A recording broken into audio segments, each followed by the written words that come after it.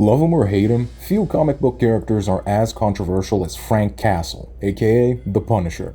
In nearly 50 years of comics, Frank's been written as everything from a deranged vigilante to a Charles Bronson-style action hero to a grim Avenger, and sometimes a thinly veiled allegory for whoever the writers happen to dislike. Being a Punisher fan is rough. On one hand, you've got some of the best and darkest comics Marvel has ever published. On the other, you got Punisher as Frankenstein's monster. Get it? Because his name is Frank? It's funny. Basically, every time a new Punisher project gets announced, the comic book gods flip a coin and the fans hold their breath. The newest live-action project is the Disney Plus special One Last Kill, which brings Jon Bernthal back to the Skull shirt. So today, I'm using that as an excuse not just to review the special itself, but to talk about Bernthal's overall take on Frank Castle, his strengths, and his weaknesses. But before that, if you enjoyed the video, please make sure to like, share, and subscribe. Let's get into it. First things first, do I think Bernthal is the perfect visual fit for Frank Castle? No. Ray Stevenson still wins that contest, and may he rest in peace. But what Bernthal lacks in visual fidelity, he makes up for in passion. This guy clearly loves this character. There's no shortage of interviews where he talks about what Frank means to him, and he famously refused to come back for the original version of Daredevil Born Again because the scripts just weren't good enough.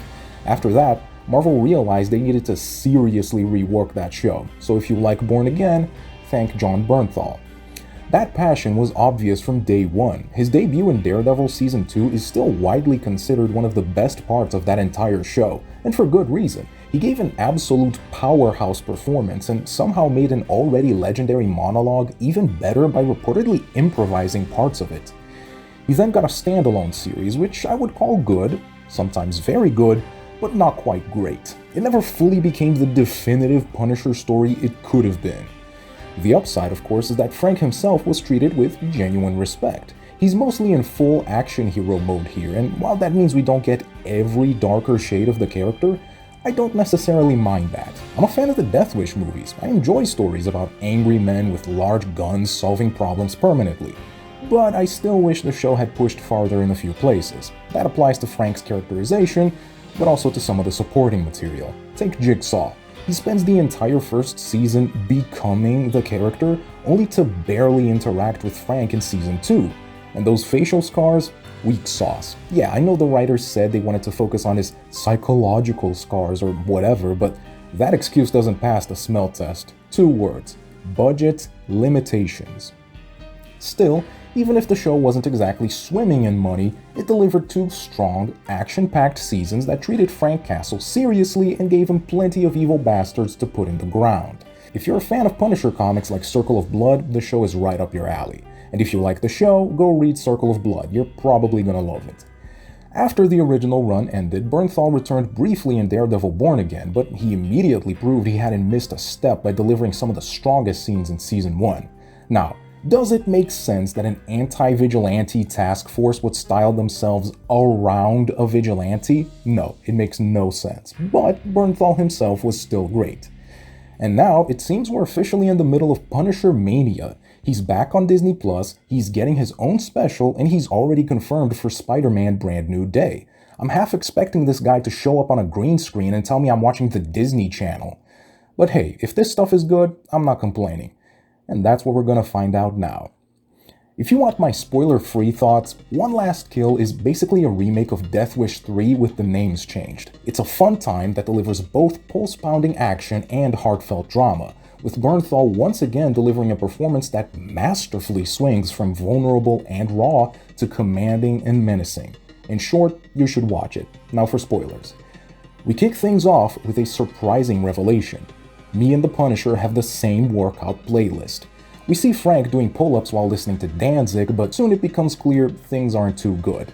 Punisher just finished taking down the Nucci crime family, the last people involved with the murder of his family. He's now wasting away in an apartment complex in Little Sicily, unsure of where to go and suffering from severe guilt-induced hallucinations.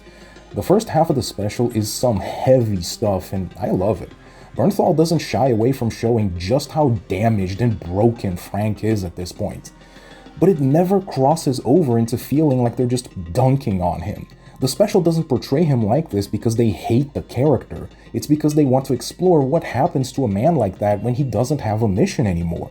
Anybody who would willingly risk their life and use such extreme violence on a daily basis can't be entirely normal, and the show recognizes that without making Frank a cartoon villain.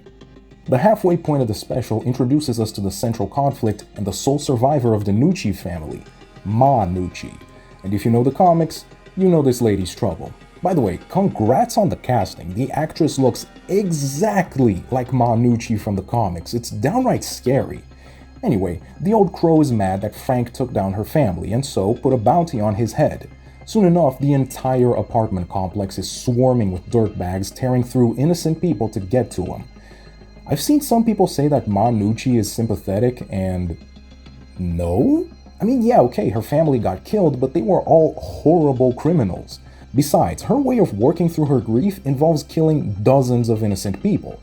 No, she's not sympathetic, she's hateful. But she does raise an interesting discussion about revenge. When does it end? I'm not sure. Who's to say somebody else won't show up looking for Frank's head when he takes her down? The sheer hopelessness of leading a crusade against crime is one of the darkest aspects of the character, and I'm glad they included it. The special also introduces us to Little Sicily's inhabitants, and some of them are just begging for a little punishment. Not the sexy kind, the brutal kind, oh you get it. Frank spends a lot of time just stewing in the crime and violence of Little Sicily. There's a pretty great sequence where he's just walking down the street to get some coffee, and the place looks downright post-apocalyptic. Criminals everywhere, police cars set on fire, it's some dark stuff, and it just makes it obvious that even if the Punisher isn't a hero in the traditional sense of the word, he's the only one who can protect the people living there. Are the criminals deep, multifaceted characters? No. They're total monsters who get a kick out of throwing puppies in front of trucks. Not a joke, by the way. But I don't need dirtbags in a Punisher story to have the moral ambiguity of a Tennessee Williams character. I need them to be hateable dicks who I want to see get demolished, and One Last Kill gives me that. Speaking of which, let's set all that big brain talk aside and just talk about the preposterous poundage of punishment Frank dishes out. When I heard some extremely 2000s nu metal kick in, I knew this special was about to give me some awesome action, and it didn't disappoint. Castle absolutely tears through people like he's Charles Bronson with better facial hair. I love how he barely even speaks during the whole gunfight. It's like he's pure animal instinct. We get some awesome, gory kills. Frank drops 2 guys with 1 hatchet, repeatedly stabs another dude, and naturally, there's plenty of buckshot involved. It's one hell of a fight scene, going all around the apartment and even spilling into the streets below. Great stuff, enough to satisfy all but the pickiest action lovers. And we also get some poignant scenes, like when Frank saves an innocent family and the little girl gives him a paper flower. We end things with Frank deciding that even if his war on crime is seemingly endless, it's still better than giving up and letting monsters like Ma Nucci run the place. So he dons the skull shirt once again, and we officially get the return of the Punisher. The costume itself is fine. I don't know if I love the logo, but it looks cool with the trench coat. I made my peace with the fact we're just never gonna get the white gloves and boots, so this is fine. One Last Kill is one hell of a special, but I gotta admit, it's not exactly what I expected. I really only have 2 complaints with it. First, this is not a standalone story, okay? This feels more like the pilot for a brand new Punisher show than a special presentation. We get a new supporting cast and a new main villain. That's cool, except for the fact I have no clue if we're gonna get a follow-up. I'm sure Bernthal and the crew wanna do it, but as far as I know, it's not confirmed. As it stands, the special just kinda stops. It has a strong first and second act, but no real conclusion. If we get a new Punisher show out of it, cool, my complaint is void. But if we don't, it's gonna feel really awkward, like if Die Hard ended before John McClane killed Hans Gruber. The only other complaint I have is honestly really minor. The special doesn't line up much with the MCU. It references both Daredevil and the Punisher show, but it also contradicts them. In Born Again Season 2, a major plot point is how Mayor Wilson Fisk managed to reduce criminality, but here's Little Sicily looking like a Mad Max movie.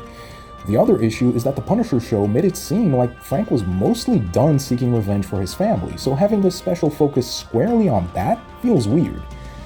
Maybe this is a soft reboot, maybe this takes place before Born Again, but if you're a stickler for continuity, it would have been nice to get some more definitive answers about where exactly this special fits. That said, I understand if you just don't care. Hell, it's a minor complaint for me at best. Call it comics accuracy. I mean, Punisher Max is probably the best comic this character has ever had, and it also barely acknowledges the greater Marvel universe. In closing, One Last Kill delivers a dramatic, action-packed rebirth for the Punisher. Bernthal is in top form, and all that's left to see is whether or not Marvel knows what to do with him moving forward. Rejoice, Punisher fans, the coin landed on the good side this time. Anyway, those are my thoughts. Did One Last Kill work for you, or did Marvel miss the mark? Do you want them to turn this into a full-on season on Disney+? How would you rank the different Punisher actors? Let me know in the comments. As usual, if you enjoyed the video, please make sure to like, share, and subscribe. See you next time with a review about another extremely masculine character who solves problems with guns. Up next, Casino Royale. See you there.